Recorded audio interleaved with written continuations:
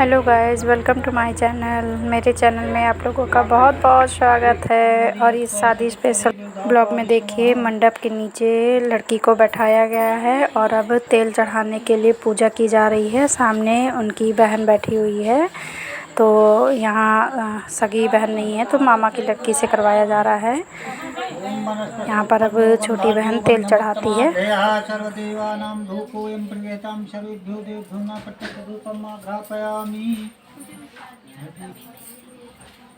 मिठाई लाओ दीजिएगा।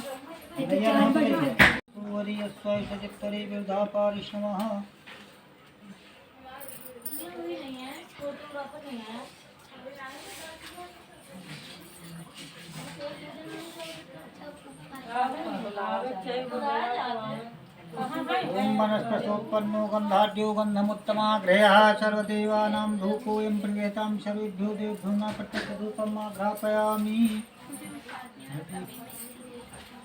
मिठाई लाओ दीजिएगा।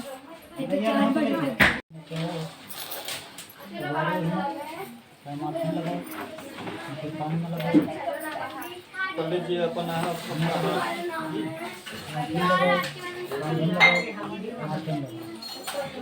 हितान कर तीन बार कांडात कांडात तोड़ो हंसी परसा पस परिवानो दुर्दीप्तम साक्षी न सते न च हाथ कान नहीं लगाए।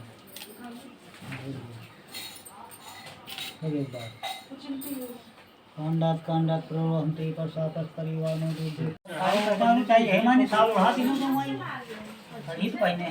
और अब तेल चढ़ा दिया गया है। अब लड़की को अंदर ले जाएंगे और फिर वापस लाएंगे, तो तब चढ़ाया जाएगा। जो सारा जेवर वगैरह आता है, सारे कपड़े सब कुछ ही लड़की को मतलब मंडप में छुआते हैं। और कलश वगैरह में जो भी मतलब पूजा होती है, जैसे भी होती है, तो आप लोग खुद देख लीजिए। और यहाँ लड़की के हाथ में दिया जाता है। और यहाँ पर कुछ ही सामान खोला गया है, बाकी सब सामान पैक है। मतलब खास चीज़ें जेवर और कपड़े में एक दो निकाल दिए गए हैं और बाकी सब पैक है।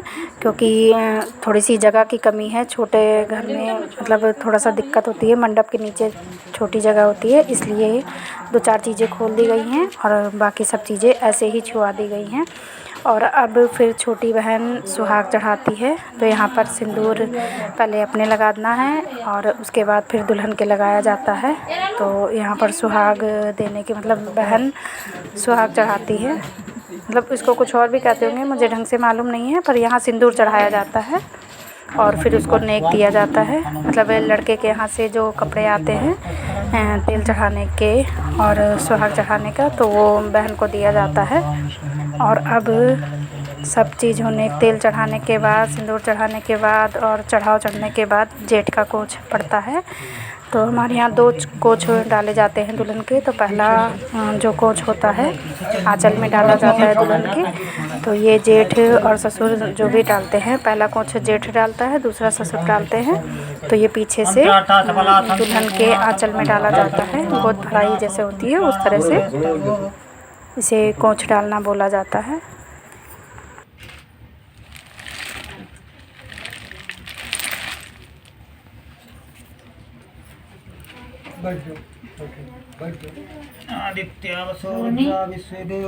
और कोच डालने के बाद पंडित जी टीका वगैरह करते हैं जेठ जी के। और उसके बाद जितनी प्रजा बैठी होती है, मतलब नाउन और मालिन वगैरह 4-5 लोग होते हैं, तो उनको सबको नेक देते हैं लड़के वाले।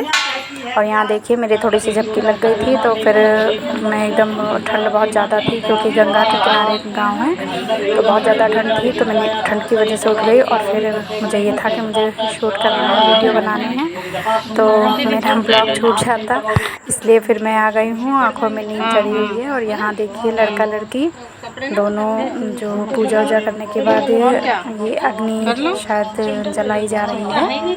मतलब दोनों लोगों से पूजा करके जो कंडा है उसकी आग बनाई गई है। और अब भाई आया है, लावा परसने की रस्म हो रही है। तो जो खील होती हैं, जो लावा होते हैं, उसको भाई डालता है और उस पे लड़की और लड़का पैर लगा के और फिर शायद फेरे लेते हैं। आप लोग आगे देखते जाइए।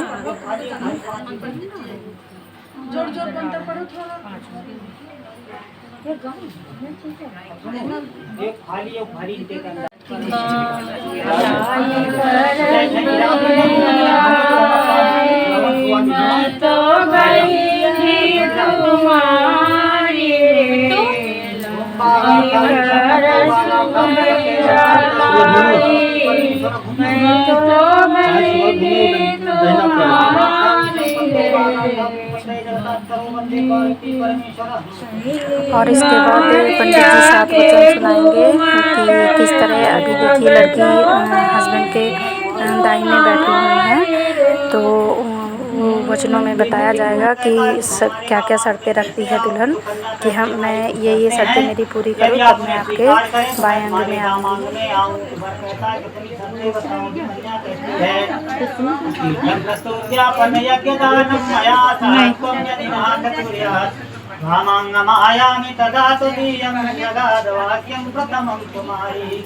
कन्या कहती है कि यदि आप तीर्थ व्रत यज्ञ उद्यापन या शुभ कर्मों में मुझे साथ रखने का वचन दें तो मैं आपके वामांग में आऊंगी। कन्या की पहली शर्त बोलो स्वीकार है।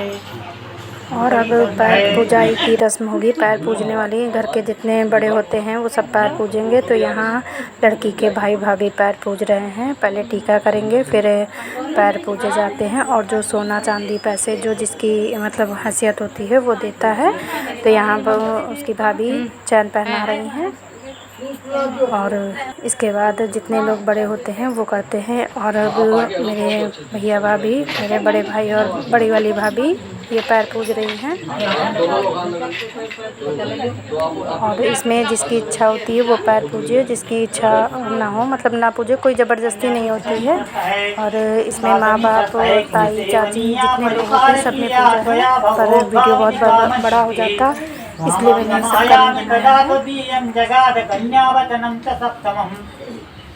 कन्या कहती है कि यदि आप इस संसार में भावना या कामना होने पर भी परिस्थिति सेवन न करने का वचन दें तो मैं आपके और यहाँ पर दुल्हन की सारी शर्तें मंजूर होने के बाद अब दुल्हन बाएं अंग में आ जाएगी, मतलब बाईं साइड बैठ जाएगी।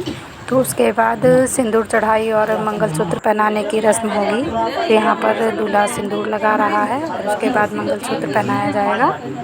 अब देखिए बाएं अंग में आ गए हैं। तो शादी तो हमारे यहाँ बहुत नियमों से होती है, पर ऐसे आजकल कुछ लोग निभाते हैं और कुछ नहीं निभाते हैं। सारी शर्तें कोई नहीं मान पाता है। बस शादी के टाइम पंडित जी जब हाँ करवाते हैं तो बस दूल्हा और दुल्हन दोनों ही हाँ करके जाते हैं। बाकी गृहस्थी की गाड़ी जब चलती है तो पता नहीं कितने वचन याद रहते हैं और कितने भूल जाते हैं।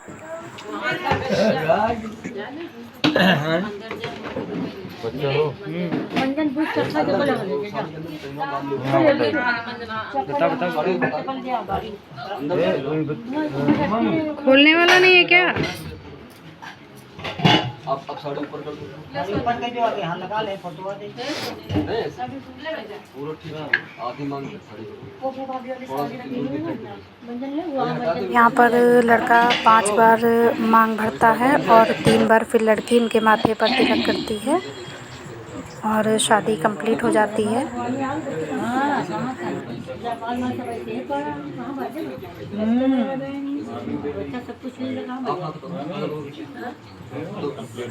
और यहाँ अब छोटे से नाऊ ठाकुर आए हैं और मोर और मोरी बदलने की रस्म होती है। मतलब जो लड़के के सर पे जो टोपी होती है वो लड़की के ऊपर 5-7 बार मतलब दोनों की एक्सचेंज की जाती है एक दूसरे के सर पे।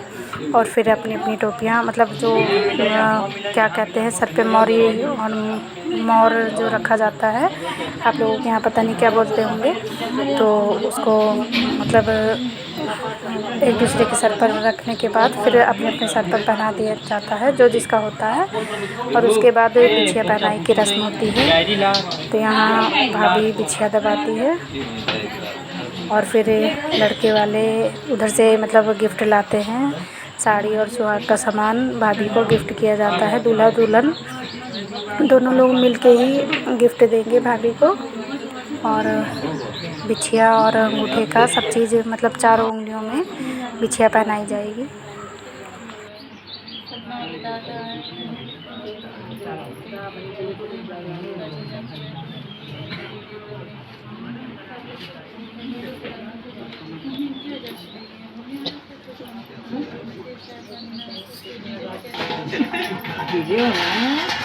बैठोगे कहाँ जा रहे हो?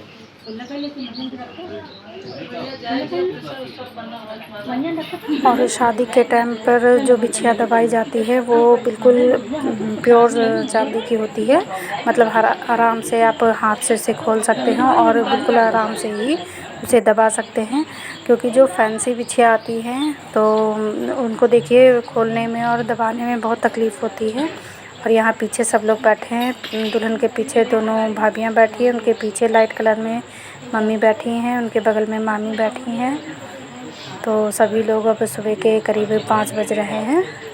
सोनी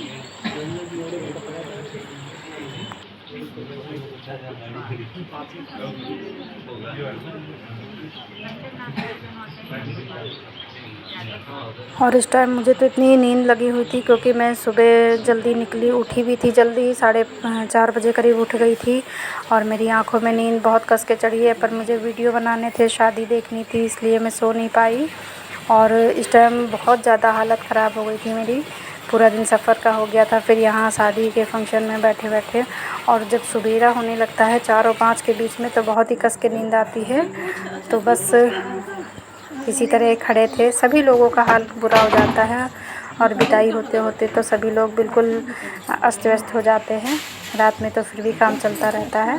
और इस टाइम पीछे भी देखिए, दुल्हन के पीछे खाली मेरी छोटी भाभी बैठी हैं और उनके पीछे मम्मी बैठी हुई हैं, बाकी और लोग इधर उधर हो गए हैं। कुछ लोग थोड़ा सा लेटने भी चले गए हैं, क्योंकि अभी करीब 11-12 बजे तक विदाई होती है। और अब अभी में सुहाग दे दिया है, मतलब सिंदूर चढ़ाते हैं पहले अपने लगा के, फिर दुल्हन के लगाया जाता है। उसके बाद अनाज और गुड़ और उसमें हल्दी और पैसे डाल के लड़का लड़की की अंजलि भरवाई जाती है। मतलब भाभी हाथ से लेके दुल्हन के हाथ से भरवा के लड़के के हाथ में डलवाते हैं, तो वो छोड़ देगा। और फिर लड़का एक बार, मतलब 4 बार लड़की डालेगी, फिर एक बार लड़का डालता है। इस तरह अंजलि भराई की रस्म होती है। ये देखिए, इस तरह पहले लड़की ने लड़के के हाथ में डाला और फिर लड़के ने लड़की के हाथ में डाला। और इसमें हल्दी, गुड़ और पैसे और चावल होते हैं। इसे अंजलि भराई की रस्म कही जाती है।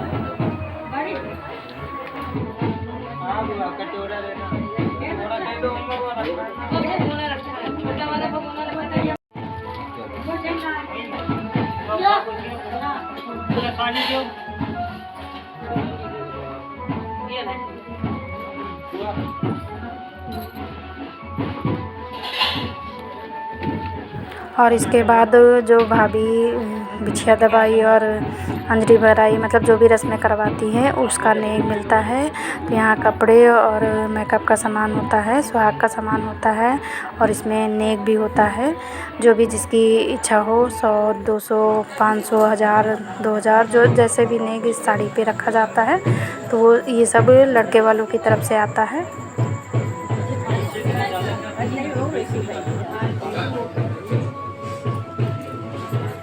और लगभग अब पूरी शादी कंप्लीट हो गई है।